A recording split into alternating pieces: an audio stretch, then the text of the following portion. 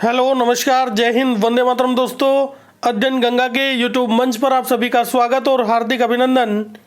प्रतियोगी परीक्षाओं में पूर्ण सफलता के लिए अध्ययन गंगा यूट्यूब चैनल को सब्सक्राइब करें, बेल आइकन को प्रेस करें, जिससे कि लेटेस्ट वीडियो के नोटिफिकेशन मिलते रहें। चलिए शुरू करते हैं आज का वीडियो।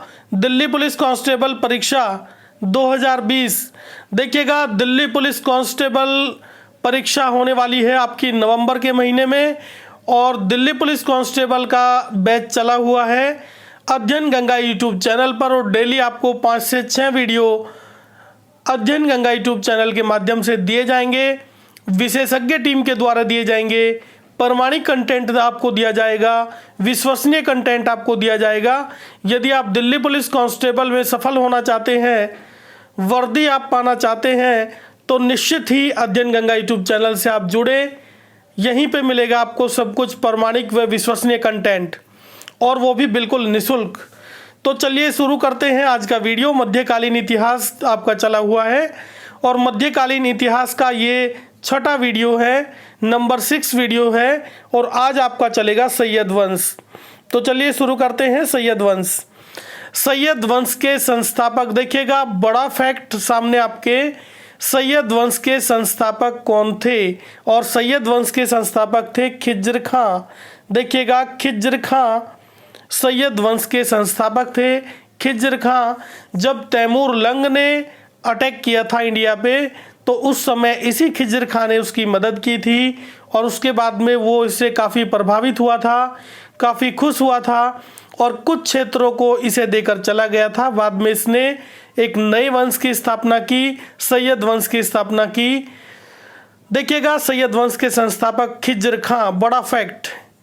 नंबर 2 देखिएगा, खिज्र खां। देखिएगा, ये खाने यहाँ पे गलत लिखा हुआ है, ये खिज्र खां है, ये खाने यहाँ पे गलत लिखा हुआ है। खिज्र खां सुल्तान की उपाधि धारण नहीं की थी। देखिएगा, खिज्र खां ने सुल्तान की उपाधि धारण नहीं की थी। देखिएगा, सुल्तान की उपाधि इसने धारण नहीं की थी, और ये रैयत आला की उपाधि इसने धारण की थी। देखिएगा, ये सुल्तान अपने आप को नहीं कहलवाता था, रैयत आला की उपाधि इसने धारण की थी। रैयत आला कहा जाता था। तो देखिएगा, रैयत आला की उपाधि दी गई थी खिज्र खां को, सुल्तान की उपाधि नहीं दी गई थी, क्योंकि ये ढोंग करता रहा।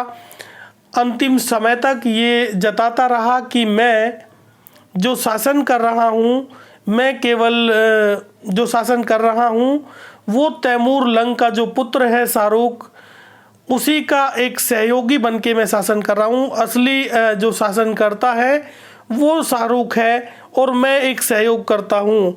तो इस आधार पे इसने शासन किया। ये गलत धारणा इसने बनाए रखी पूरे शासनकाल में, और रैयत आला की उपाधि धारण की। देखिएगा, वही पॉइंट, पूरे शासनकाल में खिज्र खां ने तैमूर लंग के पुत्र शाहरुख के प्रतिनिधि के रूप में शासन करने का दिखावा करता रहा। देखिएगा, खिज्र खां ने ये दिखावा किया पूरे शासनकाल के दौरान कि जो तैमूर लंग का पुत्र था, जो उत्तराधिकारी है, उसी को उत्तराधिकारी बताया, और उसके प्रतिनिधि के रूप में शासन करने का दिखावा ये करता रहा। इसके बाद में चलते हैं।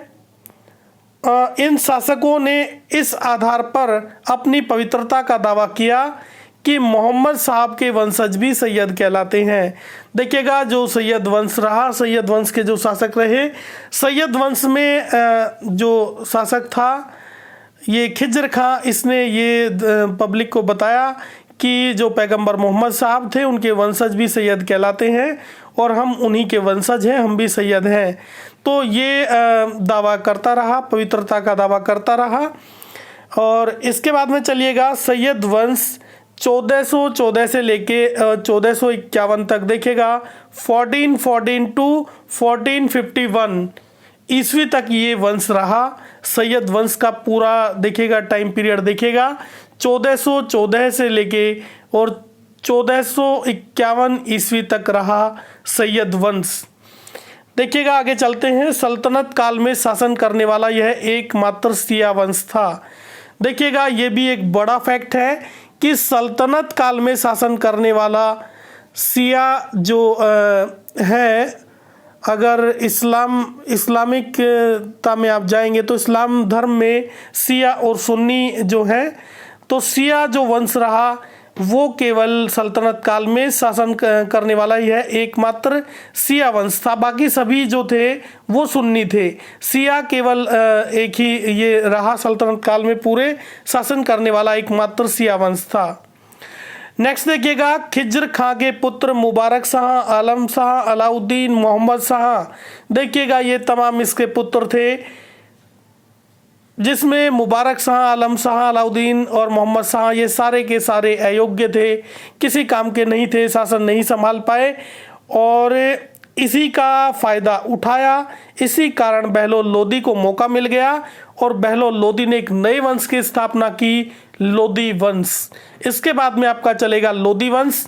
देखिएगा इसके चारों पुत्र अयोग्य थे, सभी पुत्र इसके अयोग्य थे।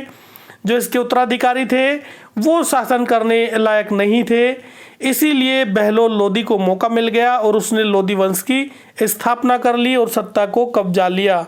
तो देखिएगा बहलोल लोदी ने सत्ता को कब्जा लिया और लोदी वंश की स्थापना की। तो देखिएगा अगला वंश चलेगा लोदी वंश, जिसके संस्थापक है बहलोल लोदी। ये नेक्स्ट वीडियो में आपको बताया जाएगा, लोदी वंश चलेगा आपका नेक्स्ट वीडियो में। ये वीडियो आपको कैसा लगा? अगर अच्छा लगा तो लाइक जरूर करिएगा और अध्ययन गंगा यूट्यूब चैनल को सब्सक्राइब करें, बेल आइकन को प्रेस करें, जिससे कि लेटेस्ट वीडियो के नोटिफिकेशन मिलते रहे। पूरा वीडियो देखने के लिए बहुत बहुत धन्यवाद।